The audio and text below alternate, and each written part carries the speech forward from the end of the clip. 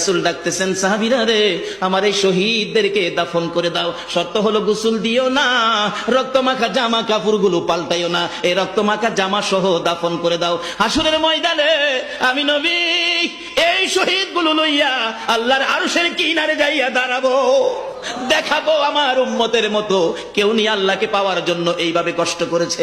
এবার দাফনের কাজ শুরু হলে কিতাব লেখে 69 জনের দাফন শেষ। 70-এর মাথায় আসওয়াদ দূরে পড়ে আছে। আমার নবী 2 কদম সামনে গিয়ে দেখে আসওয়াদ নতুন তরবারি হাতে চিত হয়ে পড়ে আছে, শহীদ হয়ে গেছে। আমার নবী ডাকে, রে আসওয়াদ, মদিনার হুর বিয়ে করতে পাঠাইছিলাম, মদিনার হুর বিয়ে করলি না, যুদ্ধের ময়দানে জীবন দিয়ে বিদায় হলে।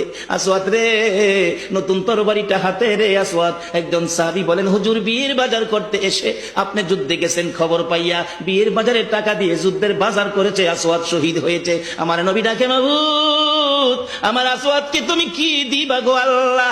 মদিনার হুর নিল না, রাসূলের পক্ষ নিয়ে জীবন দিয়ে দুনিয়ার থেকে বিদায় হলো, আমার আসওয়াদকে তুমি কি দিবা গো আল্লাহ? আসওয়াদের লাশটা ধরে ধরে কবরের দিকে নিয়ে আসতেছে। গোসল লাগবে না, কাফন লাগবে না, শুধু দাফন করে দিবে। আমার নবী আসওয়াদের কবরের পাশে দাঁড়াইয়া মুস্কি মুস্কি হাসতেছেন। সাহাবীরা আরজ করেন, ইয়া রাসূলুল্লাহ, এই কবরের পাশে হাসতেছেন কেন, ব্যাপার কি?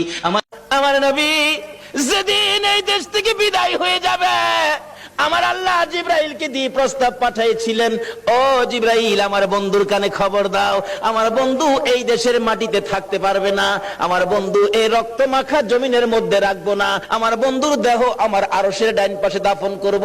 জিবরাইল খবর নিয়ে ডাকতেছেন, হুজুর আল্লাহর সালাম গ্রহণ করুন। আমি জিবরাইলের সালাম গ্রহণ করুন।